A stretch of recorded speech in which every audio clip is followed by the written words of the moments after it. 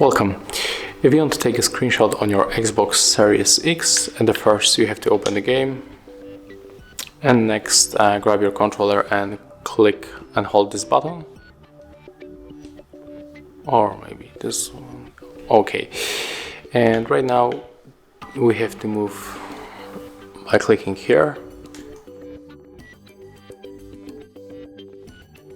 on the capture and the share, and then we can simply click right here to capture screenshot and hold Xbox button to enter.